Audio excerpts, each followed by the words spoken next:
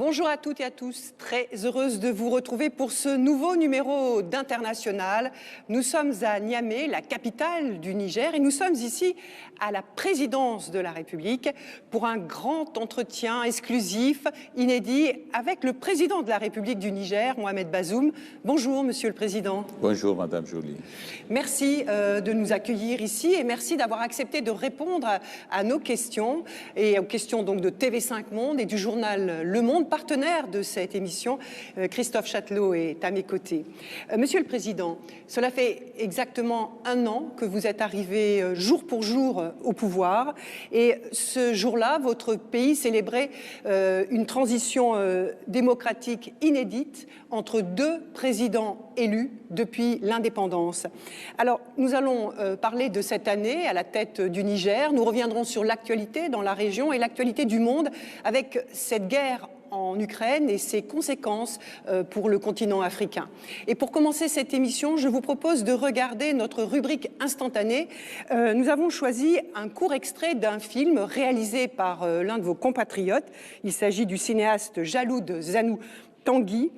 C'est l'adaptation au cinéma d'un conte nigérien, Le Mille de la Mort, où il est question d'un village du Niger frappé par la famine et qui survivra en trompant la mort. On regarde.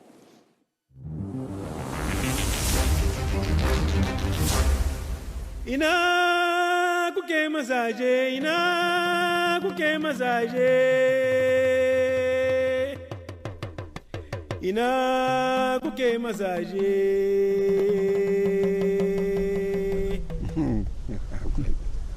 Akwai hatsi, ni malam Bahaushe yau na zo wajenki. Mazaje da yawa an gaji. Kowa ya zo bai samu sakamako ba. Tashi! Na zo gurinki mu yi zance. An ce kina da tarin hatsi mai yawa. Na zo ki bani in je in ci da iyalaina. Yunwa ta kashe mu. Monsieur le Président, la famine nous tue, dit cette femme dans cette fiction. Il y a quelques jours, la directrice générale du FMI, le Fonds monétaire international, a dit, je la cite, « La guerre en Ukraine signifie la faim en Afrique ». Et le secrétaire général des Nations Unies, Antonio Guterres, lui a eu ces mots. Il dit redouter un ouragan de famine dans le monde. Alors, est-ce que la guerre en Ukraine peut accentuer l'insécurité alimentaire dont souffre déjà votre pays ? Oui, pas du tout, Madame, parce que on le sent déjà, il y a un contre-coup qui se traduit par un renchérissement des denrées alimentaires, du fait que l'Ukraine est déjà un pays grand exportateur de blé, c'est le cas aussi de la Russie, mais en plus, ce sont tous les moyens de transport qui vont se ressentir justement de cette crise et avec le prix de l'énergie. L'énergie, en effet, comme vous le savez, lorsque vous combinez un renchérissement de l'énergie au fret, à tous les frets et le fret maritime en particulier, cela aura pour effet un renchérissement des denrées alimentaires. Et le Niger est un pays continental qui est très loin de la mer et les coûts de transport entrent pour une proportion importante dans le prix de vente des céréales. Alors, tout cela pour le Niger dans le contexte d'une année qui a été déficitaire sur le plan pluviométrique et qui avait généré une situation insécuritaire très grave de la nature des années où nous avons connu les situations les plus difficiles.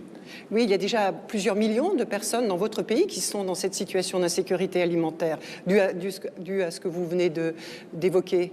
Oui, nous avons évalué le nombre de personnes en situation d'insécurité alimentaire relativement grave à 2,5 millions. Nous avons révisé ces chiffres.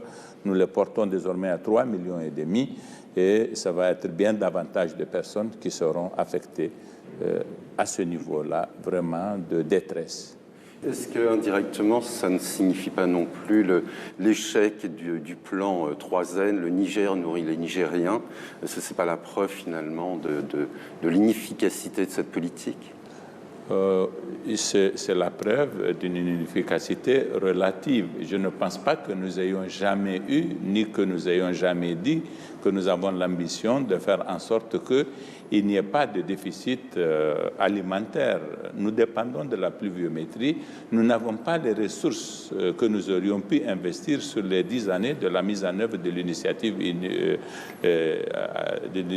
3N pour changer fondamentalement le mode de production agricole.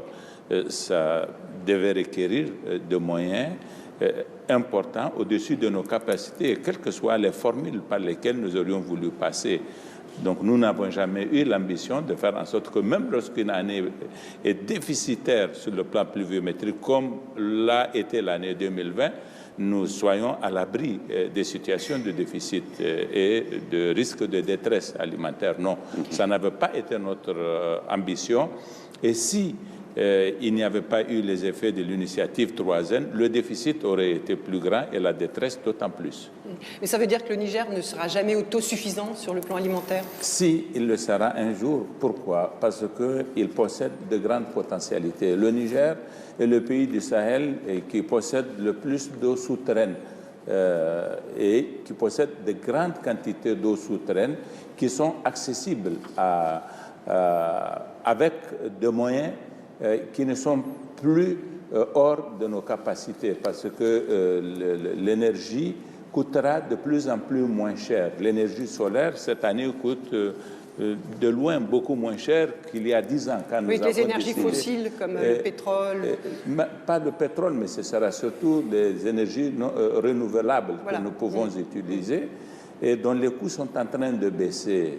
Pour un pays comme le Niger, qui a beaucoup d'espace et de terres qui sont des terres arables, qui sont susceptibles justement de permettre leur exploitation de façon conséquente, nous avons un bel avenir agricole devant nous. Il s'agit de nous organiser et de faire en sorte que nous donnions la possibilité aux investissements qui sont en mesure de faire en sorte que notre production change totalement, parce que notre mode d'agriculture va changer. Et c'est mon ambition. C'est ça que je veux commencer. C'est cela que nous allons conforter les années à venir. Et vous verrez qu'on ne parlera plus des pays comme le Niger comme des pays exposés à des famines de façon récurrente. Mais est-ce que ce n'est pas une course contre la montre, néanmoins, étant donné la croissance de la population, il y a de plus en plus de gens à nourrir? Vous avez entièrement raison. C'est le grand défi d'un pays comme le Niger aujourd'hui. Le grand défi, c'est le défi de la démographie. Quelles que soient les performances de notre économie, quelle que soit la pertinence des actions que nous menons dans tel ou tel secteur, aussi longtemps que nous avons à faire face à une natalité échevelée, comme c'est le cas aujourd'hui, nos efforts peuvent paraître vains. Voilà pourquoi j'insiste en particulier sur deux choses. J'insiste sur la nécessité de la maîtrise de la natalité et je vais mettre en œuvre une politique qui va nous permettre de nous donner un certain nombre de moyens et j'insiste surtout, comme vous le savez très bien, sur la promotion de l'éducation. Quelle politique, monsieur, par rapport à la natalité? Par rapport à la natalité, deux choses. C'est une question sensible. Hein. C'est une question sensible, c'est vrai, mais qui n'est plus tabou. Le président Issoufou avant moi et peut-être d'autres avant lui, mais depuis le président Issoufou et moi aussi, nous avons décidé de ne plus considérer qu'il s'agit d'une question taboue. Nous sommes en train d'expliquer à nos concitoyens que nous ne pouvons plus avoir les comportements qu'ils ont jusqu'à présent, ces mœurs qui veulent que vous pouvez vous marier en désordre, faire des enfants parce que vous n'avez pas l'intention de vous en occuper et que vous pouvez les exposer à la mendicité qui devient même, qui sort même de nos frontières. Avec de tels comportements, nous sommes en train d'expliquer à nos citoyens que nous ne pouvons envisager aucun autre avenir parce que je ne pense pas que nous pourrions concevoir que nous soyons exportateurs de gens qui mendient. Oui, parce qu'il y a eu cette actualité de Nigériens qui ont été rapatriés, qui faisaient la mendicité. Voilà, vous avez vu la promptitude avec laquelle nous avons réagi. Oui, nous les avons fait retourner, nous sommes en train de les juger systématiquement. Et nous sommes en train de juger ceux qui se livrent à ces comportements parce qu'ils sont pris en charge par des réseaux de trafic qui vivent de la mendicité comme comme moyen d'avoir des ressources financières. Vous avez des enfants qui quittent ici pour se retrouver à Dakar. Comment ont-ils pu avoir les moyens? Si c'est vrai que la raison pour laquelle ils s'en vont, c'est qu'ils sont démunis, et il faut avoir beaucoup d'argent pour aller jusqu'à Dakar. Et dans cette région de Kantié, se sont développés des réseaux de trafic de personnes qui vivent justement des ressources de la mendicité des femmes et des enfants. Mais est-ce que vous pourriez envisager des mesures coercitives pour réduire le taux de fécondité, le taux de natalité par rapport à... Non, dans le contexte d'aujourd'hui, je ne pense pas qu'il y ait un pays, sauf peut-être quelques rares cas. Il y a eu la Chine. Oui, la Chine était dans un contexte de grand bouleversement sociétal. Il y avait un parti unique qui avait justement tous les instruments en main pour mettre en œuvre des politiques de type coercitif. Aujourd'hui, ça ne peut pas se concevoir. Nous sommes des régimes d'extraction démocratique et évidemment, si nous devrions avoir des ambitions pour mener des politiques de nature à avoir un impact sur le comportement des personnes, ça doit passer par la pédagogie, mais ça doit passer par la pertinence des moyens qu'on utilise à cet effet. J'ai l'intention très prochainement de créer un institut national de la population et je vais entreprendre une grande mobilisation qui va passer par la sensibilisation, qui va passer, j'imagine bien, par la mise en place d'un certain nombre de dispositifs communautaires pour vraiment peut-être prendre en charge aussi le comportement des personnes, avoir, je ne dirais pas des juridictions, mais en tout cas avoir des cadres de réflexion et de censure du comportement des gens. Je réfléchis un peu à haute voix. C'est une question qui nous impose de sortir des sentiers battus. Quel taux de croissance démographique est supportable pour le Niger? Écoutez, le taux de supportable, c'est celui qui peut nous permettre d'envisager une transition démographique. Donc, même avec un taux de 2,5%, on amorce la transition démographique. Même avec un taux relativement plus élevé, de 2,6, 2,7%, nous serions dans une transition démographique. Au lieu de 7 à peu près aujourd'hui. Comment? Au lieu de 7? Non, aujourd'hui, nous sommes à 3,9, un 7, peu c'est le taux de fécondité. C'est le taux de fécondité, c'est le taux moyen synthétique d'enfants par femme. Et le taux de natalité, c'est 3. Voilà, c'est 3,9. Ces derniers temps, les statistiques font état d'une relative baisse. Nos statistiques ont besoin d'être affinées. Voilà. Moi, je pense que ce sont des chiffres qui sont sujets à caution pour le moment. Au fond, c'est tout ça que nous allons repasser. Alors, Monsieur le Président, avant de poursuivre cet entretien, je vous propose de revenir sur votre itinéraire avec notre focus. C'est un focus qui est signé Florent Krebseg et Julien Bouliès. Un sourire chaleureux, un sentiment d'affabilité, mais une gestuelle vive et ferme. Les attributs nécessaires réunis pour l'homme politique en campagne, avec en prime une promesse que chacun jugerait démesurée. Nous allons faire une grande révolution en Afrique. En attendant la révolution africaine, vous êtes à l'origine d'un vrai changement dans votre pays, la fin du vote communautaire. Vous êtes élu président en étant issu d'une ethnie arabe ultra-minoritaire, surtout présente en Libye. Votre mentor, le président Issoufou, vous confie la Constitution en guise de passage de relais. Puisse Dieu nous venir en aide. 30 ans de vie politique, ministre des Affaires étrangères, de l'Intérieur, 5 mandats de député et depuis un an, jour pour jour, l'immense tâche de redresser un pays en proie à la pauvreté et la violence. Les violences. Celle de l'Ouest, l'État islamique au Grand Sahara, du Sud-Est avec Boko Haram et le banditisme, sans oublier le Nord-Est proche de la Libye, ses trafics d'armes et ses organisations criminelles. Concernant la Libye, vous étiez l'un des rares à ne pas vous réjouir à la vue de ces images de la chute de Kadhafi et craindre ouvertement le chaos que cette disparition était susceptible d'entraîner. Difficile, dites-vous, de lutter seul contre ce chaos. Et malgré les oppositions à l'intérieur comme à l'extérieur du Niger, vous assumez l'aide de Paris. De tous les pays qui sont engagés à nos côtés dans la lutte contre le terrorisme. Aujourd'hui, la France est le pays qui consent le plus de sacrifices. La France et Barkhane, qui quitteront le Mali, devraient, selon les mots d'Emmanuel Macron, venir muscler Niamey. Il vous faudra donc convaincre les plus réticents, avec la promesse d'un débat national, par le biais également de votre force de frappe sur les réseaux sociaux. Une rareté dans le milieu politique nigérien. Autre singularité, votre amour pour la philosophie. En lisant Platon, une phrase ne vous a sans doute pas échappé. Il faudrait, pour le bonheur des États, que les philosophes fussent rois ou que les rois fussent philosophes. Monsieur le Président, on sait que l'éducation est un marqueur très important pour vous, pour développer votre pays. On vient de parler des questions d'insécurité alimentaire. Il y a une autre question qui est l'insécurité de votre pays du fait de la présence de ces groupes armés à vos frontières et qui parfois font des incursions. Il y a beaucoup d'écoles qui sont fermées. Il y a des endroits où il y a 600 écoles, notamment dans la région de Tillabéri. Comment permettre l'instruction quand il n'y a pas la sécurité? Comment faire? Il faut faire deux choses. D'abord, il faut faire en sorte que l'insécurité soit éradiquée. C'est ça notre objectif pour lequel nous sommes constamment mobilisés. Il faut, en attendant que cela soit possible, faire en sorte qu'on use de formules qui permettent de sauver la scolarité au maximum des enfants dont les écoles ont été fermées par la force des choses. Et à cet égard, nous sommes en train de créer des centres de regroupement des écoles des villages qui se sont déplacés. Et ces centres-là sont en train de fonctionner dans certaines parties des zones qui ont été affectées par l'insécurité.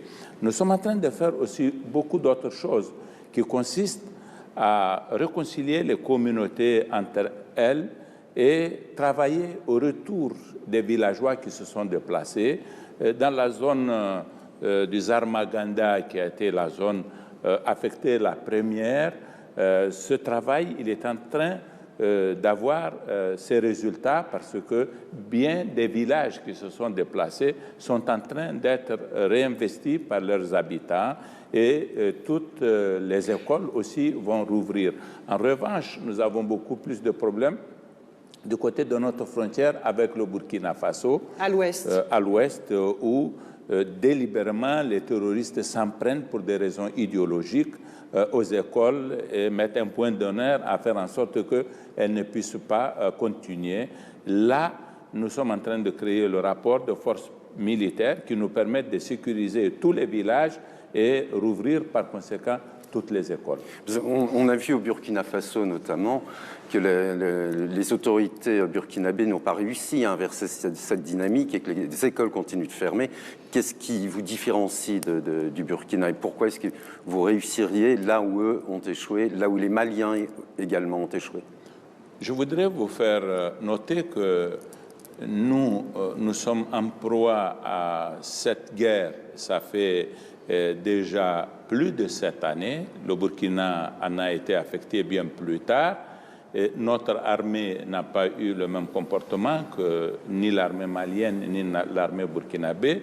Nos communautés n'ont pas eu davantage le même comportement, pas plus que les autorités. Nous avons, et ça c'est la réalité telle qu'on peut l'appréhender, qui le démontre, nous avons géré ces questions-là avec un peu plus de bonheur que nos frères du Mali et du Burkina. Et puisque nous avons été beaucoup plus résilients qu'eux, même là où nous avons noté des reculs, nous sommes en train de récupérer le terrain. Donc voilà quelques facteurs qui peuvent expliquer la différence des situations. Mais la différence des situations, elle est notable de toute façon. C'est très clair. Nous avons une seule mairie qui s'est déplacée dans la région frontalière avec le Mali. Du côté de Boko Haram, nous n'avons aucune mairie qui a bougé et nous sommes en train de travailler à ramener toutes les populations. Oui, il y a des populations qui étaient déplacées, qui retournent. C'était d'ailleurs aussi l'un de vos engagements pendant la campagne présidentielle. D'ailleurs, à ce titre, on a appris la libération de 9 prisonniers considérés comme des chefs terroristes. Ils appartenaient notamment, vous venez de le citer, au groupe Boko Haram. vous avez dit que vous recherchiez la paix et la réconciliation dans les villages, vous venez d'en parler également. Vous les avez reçus, ces chefs terroristes, au palais présidentiel. Qu'est-ce que vous leur avez dit?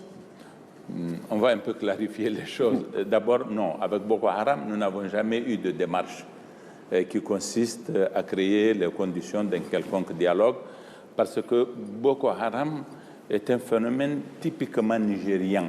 Et lorsque des Nigériens sont impliqués dans Boko Haram, ils restent avec des statuts vraiment d'exécutants. Nous n'avons jamais pu percevoir d'acteurs qui étaient dignes que nous leur disions est-ce que nous ne pouvons pas dialoguer et les inviter au dialogue. Ce que nous faisons avec Boko Haram, c'est de créer un rapport de force qui puisse avoir pour effet la démobilisation des soldats. Un rapport de force militaire? Un rapport de force militaire, oui.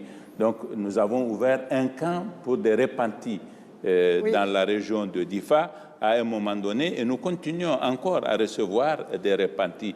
Mais ce n'est pas dans le cadre d'un dialogue avec des gens qui ont un certain niveau de responsabilité et d'autorité dans cette organisation. Mais vous en avez reçu, donc Non, jamais. Ah, vous n'avez pas reçu, ce sont des informations qui ont filtré, qui ne sont pas vérifiées. C'est pas vrai. D'accord. En revanche, j'ai dit à l'occasion d'une conférence que j'ai animée ici à Niamey que j'ai libéré des terroristes, des présumés terroristes. Mais ce n'étaient pas des chefs non plus. Ce sont des personnes. J'ai veillé lorsque, dans le cadre du dialogue que nous avons noué avec certains de nos compatriotes mobilisés dans le rang de l'EIGS au Mali, l'État islamique au Grand Sahara, ils ont demandé la libération de certaines personnes. Mais nous avons mis un point d'honneur pour que ne soient libérées que des personnes et qui n'aient pas été arrêtées au combat, qui n'aient pas des mains tachées de sang des militaires ou des civils nigériens. Et nous avons constaté que pour certaines des personnes dont la libération avait été demandée comme un moyen susceptible d'aider à nouer le dialogue et à faciliter son évolution, nous avons libéré des personnes qui n'étaient pas des combattants, qui étaient arrêtées parce qu'elles sont suspectées de jouer un certain rôle nuisible. Et ces personnes, j'en ai reçu deux ici au palais de la présidence. J'ai parlé avec eux. Vous leur avez dit quoi? Je leur ai dit, je veux vous envoyer voir les jeunes qui sont mobilisés dans le terrorisme pour qu'avec eux, vous fassiez une évaluation de ce qu'ils ont pu réaliser jusqu'à présent. Je leur ai décrit la situation que vivent leurs communautés. C'est vos émissaires? C'est comme des émissaires? Ils sont des émissaires, oui. J'ai à peu près 7 émissaires aujourd'hui dans cette zone du nord de la région de Tillabéri et qui font un travail que j'apprécie positivement. Mais ce ne sont pas des négociations, c'est-à-dire que comme vous restez dans la ligne de votre prédécesseur, le président Issoufou, on ne négocie pas avec les groupes armés? Non, si. Et chez nous, il s'agit de négociations cette fois-ci. Ah. Oui, mais nous ne négocions pas avec l'État islamique dans le Grand Sahara, dont les dirigeants sont des non-nigériens. Mais nous avons... Mais vous négociez avec des Nigériens? Nous discutons avec des Nigériens qui sont des chefs de Katib. Nous allons discuter éventuellement. Pour le moment, nous sommes à un autre stade, vraiment, des contacts et de sensibilisation, d'approche, qui consiste à impliquer les communautés, les chefs des tribus, des communautés dont relèvent les terroristes, les chefs de village. Il y a une grande dynamique. À partir de la déclaration que j'ai eu à faire, que nous pouvons discuter avec ces gens, et sachant qu'ils appartiennent à certaines communautés, elles se sont du coup senties soulagées, en se disant, voilà quelqu'un qui ne nous stigmatise pas, qui considère que nous ne sommes pour rien dans cette situation, que nos jeunes sont engagés en effet dans une aventure que nous n'assumons pas, et qui m'ont dit, nous sommes prêts maintenant que vous nous le demandez et que vous assumez que vous pouvez nous le demander. Nous sommes prêts à travailler, à persuader nos enfants de cesser cette aventure et de revenir. Et nous leur disons les choses, nous leur décrivons l'avenir qui se présentent à ces jeunes le jour où ils auront renoncé à cette aventure. Et vous avez souvent dit que les groupes armés n'étaient pas implantés au Niger. La situation aurait donc évolué. Maintenant, vous considérez qu'il y a des implantations locales et que ce n'est pas seulement des forces exogènes qui attaquent le pays? L'IGS a cette caractéristique, du moins au niveau de ces katibat qui étaient présentes dans la région de Menaka au Mali, a eu cette caractéristique d'embrigader surtout des jeunes Nigériens. Où la situation va très très mal d'ailleurs. Oui, et qui étaient des pasteurs qui se sont retrouvés par la force des choses au Mali, auxquels les Arabes du Mali avaient fait appel pour les enrôler dans ce qui était le Moujao au départ, parce qu'ils ont joué sur les contradictions qu'il y avait entre les peuples dans la région de Manaka et les Touaregs d'Aoussak. Et nous, par la suite, ça s'est étendu, ça s'est malheureusement métastasé, et c'est beaucoup de jeunes Nigériens qui sont allés. Ils ont leur base, c'est bien connu par tous les experts et tous les militaires. Les bases restent au Mali, mais vous avez, le long de notre frontière, des emprises où il faut reconnaître qu'on peut avoir des katibas qui n'ont pas, je vais dire, des bases très solides. Lorsque notre armée se rend dans la zone, il escalade la frontière pour se retrouver sur le territoire malien. Et à tous, et à ceux qui opèrent à partir du Mali, et à ceux qui sont à la frontière sur des emprises sur notre territoire, nous sommes en train de donner cette occasion, avec l'offre que nous avons faite, de discuter et de leur demander de revenir. Alors peut-être, pour poursuivre, Monsieur le Président, parlons quelques instants du G5 Sahel, parce que ça, c'est une opération qui a été menée par 5 pays de la région, qui a été créée en 2014, avec le Tchad, le Mali, le Burkina Faso, la Mauritanie et votre pays. Et sa force conjointe avait, je rappelle, l'appui de la force Barkhane, avec ses 5000 soldats français. Aujourd'hui, ce G5 Sahel, on a l'impression qu'il est complètement atone, divisé. Est-ce qu'il a encore une vocation à exister, le G5 Sahel, Monsieur le Président? Le G5 Sahel a du plomb dans l'aile, c'est indéniable.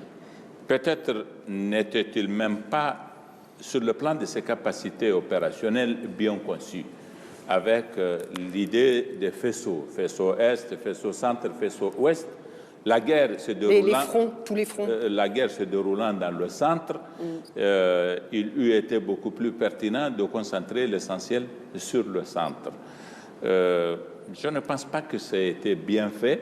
En tout état de cause, le centre étant plus vulnérable, l'État du Mali a succombé justement à cette violence et nous avons assisté à ce coup d'État qui a désorganisé l'armée du Mali, qui a désorganisé l'État malien.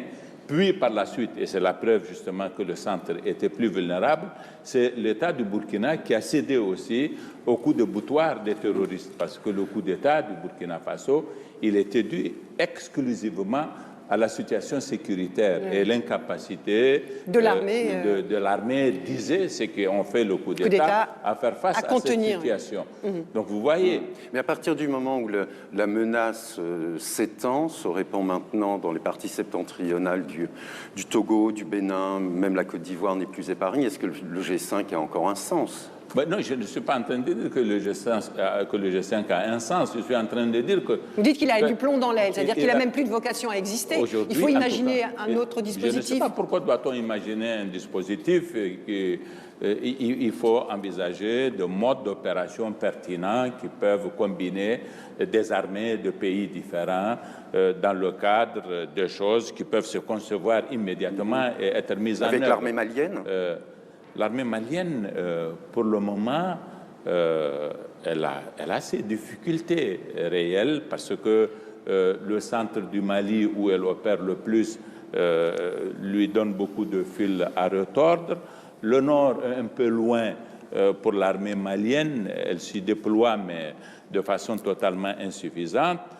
Donc le Mali, pour le moment, a beaucoup de difficultés, malheureusement. Puisque vous parlez du Mali, Monsieur le Président, vous avez sans détour critiqué les 2 coups d'État militaires. Le ton est même beaucoup monté entre vos 2 pays. Vous avez même tweeté le 21 mars dernier à propos de la mort à Bamako de l'ancien Premier ministre malien qui était emprisonné, Soumeilou Boubèye Maïga, qu'un tel assassinat, ce sont vos mots, relevait d'une autre ère. Vous considérez donc que les autorités maliennes ont délibérément provoqué la mort de l'ancien Premier ministre ? C'est pas comme ça. C'est ce que vous avez écrit. Non, mais je considère que ce n'est pas concevable qu'on garde quelqu'un dont on sait que l'état de santé peut conduire à une mort fatale, le garder en prison jusqu'à ce qu'il meure. En Afrique, en tout cas, notre culture commande que face à une situation humanitaire de ce genre, on ait une autre réaction. Ce pouvoir au Mali, pour vous, Monsieur le Président, il est illégitime, il doit se retirer, et pourtant, il est populaire auprès des populations. Comment vous l'expliquez ? Je ne suis pas sûr qu'il soit populaire. Comment peut-on savoir qu'il soit populaire ? Moi, je pense... Il n'y a pas de grandes manifestations. Oui, mais ça aussi, on peut savoir comment ça se passe. Vous savez, dans le contexte de nos pays qui ont été fatigués par des promesses qui n'ont pas été tenues, il y a un grand désenchantement aujourd'hui et puis une certaine fatalité à laquelle se soumettent les citoyens. Si surtout par ailleurs on prend la précaution de leur dire que même si vous êtes malade, vous pouvez mourir en prison, je pense que c'est de cette façon plutôt qu'il faut comprendre les choses. L'organisation régionale, la CEDEAO, a pris des dispositions très très fermes, comme jamais auparavant peut-être. On a l'impression que ça ne change pas grand-chose. Est-ce que comment la CEDEAO pourrait-elle être plus efficace et comment imaginer que la junte rende d'elle-même les clés du camion ? D'abord, ces mesures-là avaient été prises contre le gouvernement malien issu du coup d'État de mars 2012. Mais ce régime avait cédé aussitôt, n'avait pas envisagé de bras de fer avec la CEDEAO. Les mêmes menaces ont été annoncées, elles ont été agitées à l'occasion du premier coup d'État de l'année 2020 du régime actuel. Mais il y a eu un accord. C'est pour la première fois que ces menaces de la CEDEAO sont appliquées. Ce régime, au lendemain de l'annonce de ces mesures, avait la proposition de rester 5 ans. Et il y a 2 semaines de cela, il a proposé 2 ans. Ça veut dire que ça a un effet. On ne peut pas dire que ça n'a pas d'effet. Est-ce que ça ne risque pas de les jeter un peu plus rapidement dans les bras de la Russie, par exemple ? Mais nous, avec la force Wagner qui mais est nous, présente. ce n'est pas notre affaire que ce soit avec la Russie ou avec un autre. Ce que nous disons, c'est que le Mali doit organiser des élections sous une échéance la plus rapide possible. Ça vous inquiète, cette force Wagner au Mali, en Centrafrique ? Qu'est-ce que vous en dites ? D'abord, nous n'avons pas beaucoup trop de connaissances sur Wagner. Nous n'avons pas les mêmes... C'est une force paramilitaire les mêmes avec des informations dont vous disposez en Occident. S'il s'agit de louer les services d'une société de sécurité privée, nos États à nous n'en ont pas le moyen. Sachant que ce qui se donne comme... C'est juste une question de moyens. C'est juste une question de moyens. Mais aussi, oui, pour pas nous, de philosophie. Mais pour nous, ce n'est pas des problèmes d'éthique forcément. Je veux dire, moi, je suis très réaliste. Je vois la chose sous un angle purement réaliste. Est-ce que l'argent que je pourrais donner à une telle société, je ne ferais pas mieux de le consacrer pour mon armée de façon à accroître ses capacités? Et puis, cette société est réputée pour un comportement qui n'est pas de nature à favoriser la paix non plus, qu'au contraire, des agissements... Elle est soupçonnée d'exaction. Comme on les décrit, sont de nature à créer une tension encore plus forte et rendre la paix encore plus problématique. Voilà les angles sous lesquels nous pouvons percevoir cela et à partir desquels nous nous disons que ce n'est pas une bonne chose d'envisager le recours à de tels moyens. Alors, la France a annoncé son retrait de la force Barkhane du Mali et on a entendu le président français Emmanuel Macron dire qu'il allait muscler Niamey en contrepartie de ce retrait. Il y a des préparatifs en ce moment sur le déploiement au Niger d'une force militaire française. Ça, c'est la première question que j'aimerais vous poser. Et puis, j'ai envie de vous demander aussi si accueillir un dispositif militaire français renforcé sur votre territoire, est-ce que ce n'est pas aller contre votre opinion? Parce qu'on a vu ce convoi français qui a été caillassé, attaqué dans l'ouest du Niger à Terra. D'abord, l'agenda de la réarticulation des forces européennes, Barkhane, du Mali vers les autres pays... Barkhane, c'est français. Oui, européennes et Barkhane, je veux dire. J'ai dit, c'est un agenda qui est propre à ces pays-là. La France et les pays européens, ce n'est pas notre agenda à nous. C'est aussi l'agenda des pays qui recevront. Oui, mais pour le moment, nous n'avons pas entamé ces discussions-là. Le jour où nous entamerons cette discussion, nous mettrons en œuvre toutes les mesures qui seront requises pour que cela se passe. Nous sommes sans complexe. C'est-à-dire qu'ils le font sans concertation? Enfin, la France le fait sans concertation pour l'instant? Non, mais je ne pense pas qu'ils soient en train d'envisager de venir ici directement. Ils sont en train de se préparer à quitter le Mali. Les Français? Le Français. Je pense qu'il y a un déploiement logistique qui a à voir avec cette opération-là. Ils sont, j'imagine, à ce stade-là, puisque pour le moment, ils ne nous ont pas contactés pour que nous ayons ni une discussion à caractère politique, ni une discussion à caractère technique et opérationnel. Il n'y a pas avec d'échange nos entre armées. vous en ce moment? Non. Le chef d'état-major des armées, oui, mais c'était hier qu'il est venu. C'était hier. Peut-être que ces discussions vont commencer à partir de ce moment-là. Mais je suis en train de vous dire que la seule chose, madame, que nous devons à notre population et sur laquelle elle s'attend que nous fassions quelque chose, c'est lui assurer sa sécurité. Quels sont les moyens que nous pourrions utiliser? Avec qui nous pouvons nous organiser pour accroître la sécurité et l'offre de sécurité à nos populations? C'est notre affaire à nous, que ces populations ont élu et à qui elles ont donné le pouvoir de prendre ce genre de décision. Les Nigériens souhaiteraient que nous nouons les relations qui seront de nature à créer les conditions d'une sécurisation plus forte de notre territoire. Et ça passe par ce déploiement de militaires. Et ça passe par ce déploiement. Ce que vous avez vu à Terra n'est pas l'expression d'une action consciente des populations vraiment du Niger et leur opposition à Barkhane. Pourquoi? Parce qu'il s'est agi d'un phénomène de manipulation. Par qui? Par un certain nombre d'acteurs qui ont agi à travers des réseaux sociaux, qui ont été encouragés par ce qui s'est passé au Burkina Faso. Oui, parce que c'était un convoi qui avait été Voilà, et donc il y a eu beaucoup de défaillances de la part de nos forces à nous, de nos forces de sécurité, qui étaient chargées du maintien de l'ordre.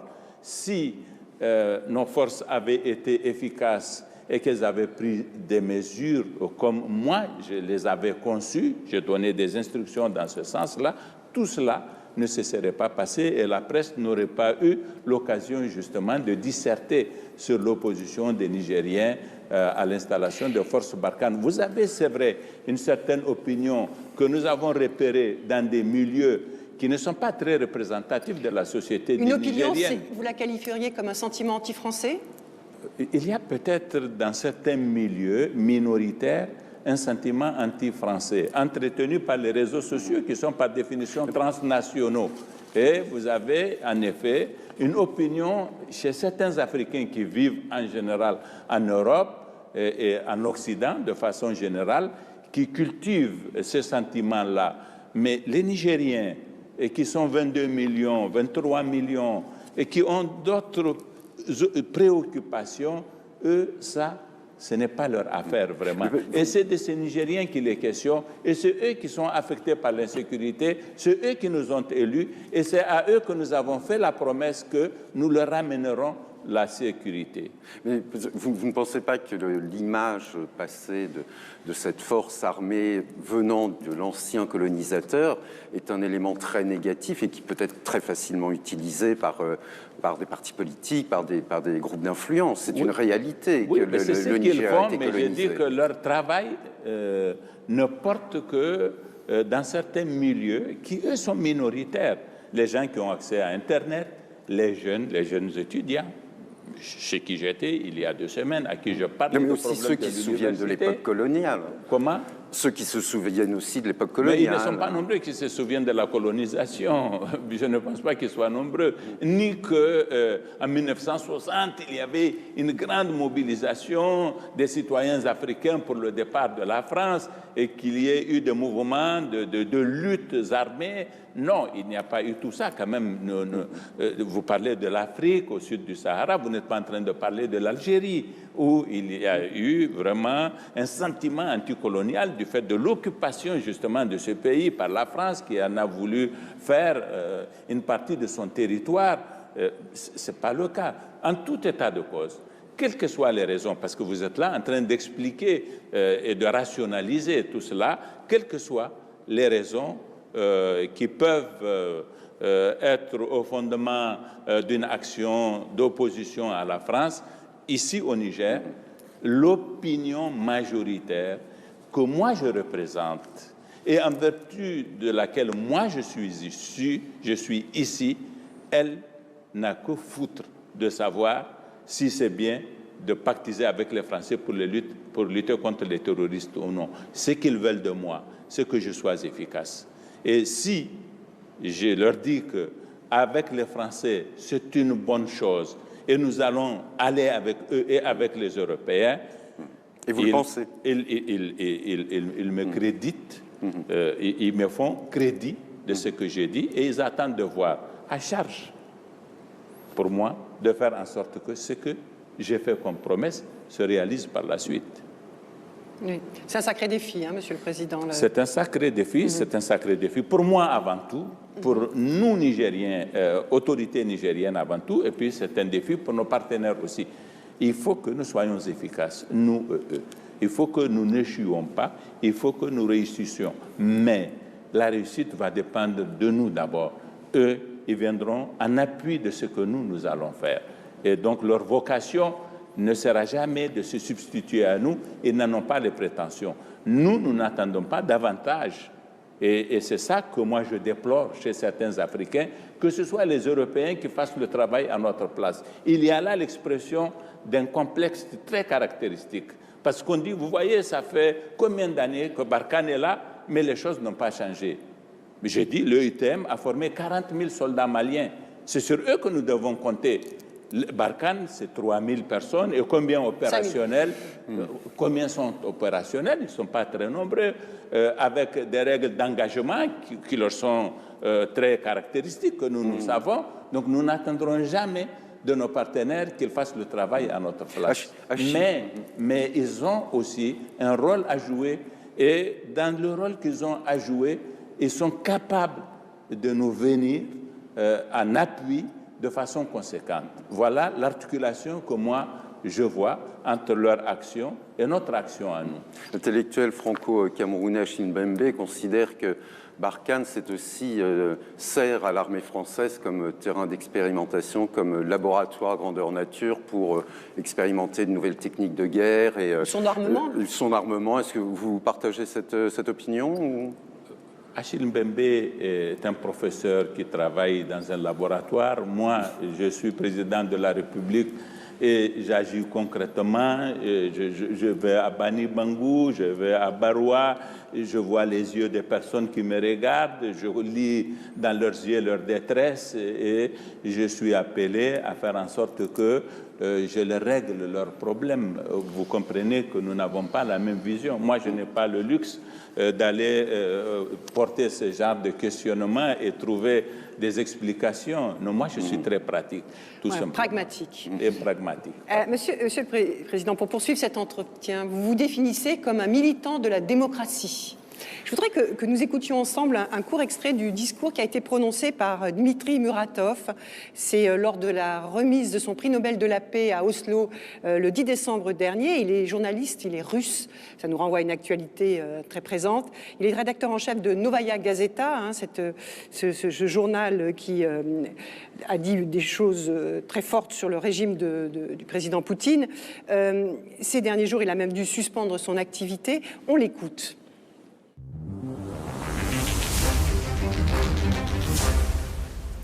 Le monde n'aime plus la démocratie. Le monde est déçu par les élites dirigeantes. Le monde aspire à la dictature. Une illusion est née selon laquelle le progrès peut être atteint grâce à la technologie et à la violence, plutôt que grâce au respect des libertés et des droits de l'homme. Ce progrès sans la liberté, c'est comme avoir du lait sans avoir de vache. Les dictatures se sont assurées un accès facile à la violence. Ce qu'il dit, le monde n'aime plus la démocratie, c'est vrai dans beaucoup de pays, semble-t-il, hein, et même dans cette région du monde. On a vu, donc on a parlé du Mali avec ses coups d'État, du Burkina Faso, il y a eu la Guinée, il y a eu des troisièmes mandats dans d'autres États. Est-ce que vous, c'est un risque que vous redoutez pour votre pays à un moment donné, votre pays qui a connu lui aussi de nombreux coups d'État? Écoutez, en Afrique, il y a eu une grande promesse de prospérité, de bonheur, grâce à la démocratie. Ça, c'était au tournant des années 90. Il y a eu une foison de partis politiques qui sont nés et des élections plus ou moins libres, plus libres que moins, en général, à cette époque. Mais 30 années après, il y a eu en effet un grand désenchantement parce que l'engagement démocratique des acteurs au plus haut niveau était très déficitaire et la gouvernance n'a pas vraiment changé, si bien que les fruits n'ont pas été à la hauteur des fleurs qui les avaient annoncées. Et ça, c'est pour ce qui concerne l'Afrique. Le monde de façon générale, madame, souvenez-vous de cette rencontre à Reykjavik entre le président Reagan et le président Gorbatchev. Ils étaient à deux doigts d'avoir un accord sur l'élimination progressive des armes nucléaires. Souvenez-vous des concessions qui avaient été faites par le régime soviétique à l'époque.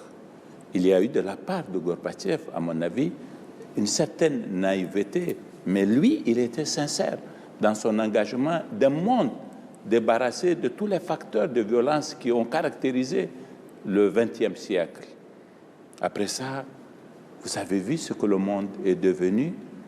Il n'a pas été très pacifique. Et puis, vous avez eu la naissance des phénomènes de partis illibéraux, d'une idéologie illibérale qui s'est emparée de l'Occident et qui a donné naissance à cette xénophobie en vertu de laquelle aujourd'hui vous avez des partis nationalistes extrémistes qui font des scores inimaginables. Et c'est tout le continent européen et qui est aujourd'hui en proie à une situation de ce genre, à ces problématiques.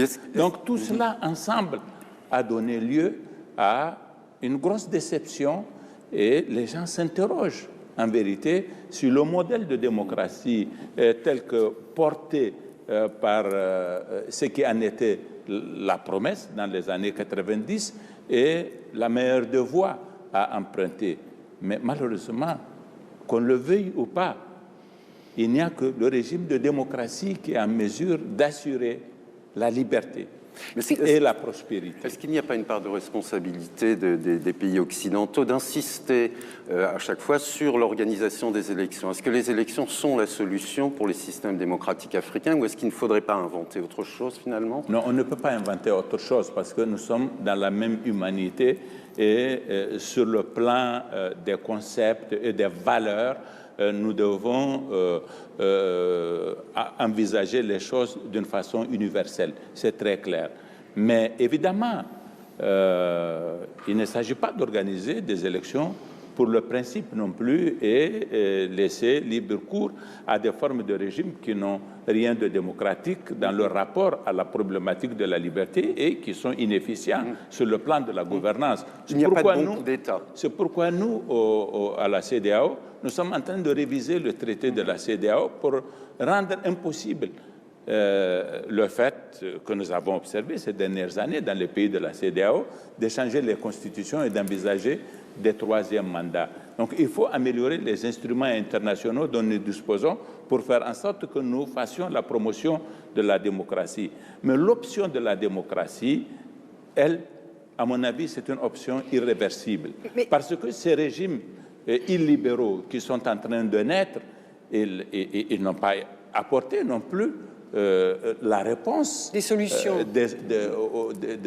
les solutions conformes justement aux promesses dont ils sont Monsieur le Président, porteurs. il nous reste quelques minutes. Je ne peux pas vous interroger sur ce qui est en train de se passer en France. Il y a une élection présidentielle. Je ne vais pas vous demander de commenter ou de vous demander quel est pour vous le candidat de cette présidentielle.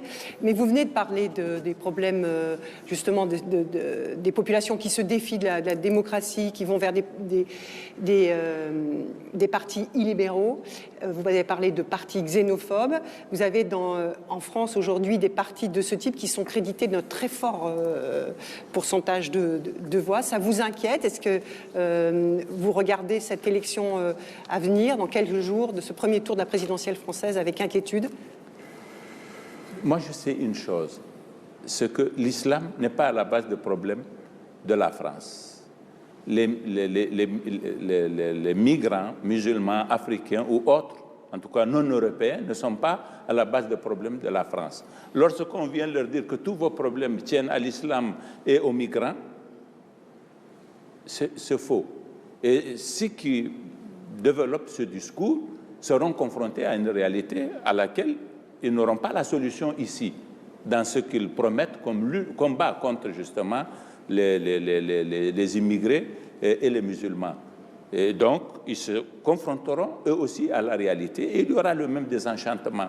Et puis, je pense qu'on est à la fin d'un certain cycle, il y aura quelque chose d'autre qui va naître, il y aura d'autres dynamiques, d'autres configurations, mais on ne sera jamais loin de ce qui doit être la base de l'avenir, qui est la démocratie de toute façon, et le régime des libertés, à partir duquel nous pouvons concevoir un peu plus de prospérité pour tous les citoyens. Il y a en effet, avec le régime libéral qui a été instauré en Europe du fait de tous les engagements pris dans le cadre de l'Union européenne, il y a en effet une situation de réelle difficulté et d'absence de perspective pour certaines classes sociales auxquelles on fait miroiter la fin de tout cela en agitant des choses qui sont totalement fausses. Et ça veut dire que cette xénophobie dont vous avez parlé. Notamment. Et donc ces pays, de toute façon, trouveront leur voie, mais pas dans le sens de ce qui est indiqué. Donc ce sera les mots de la fin de cet entretien, votre plaidoyer pour la démocratie, Monsieur le Président. Merci beaucoup d'avoir répondu à nos questions, celles de TV5 Monde et celles du journal Le Monde avec Christophe Chatelot. Merci à vous toutes et à vous tous de nous avoir suivis. On se retrouve la semaine prochaine pour un nouveau numéro d'International. À très bientôt.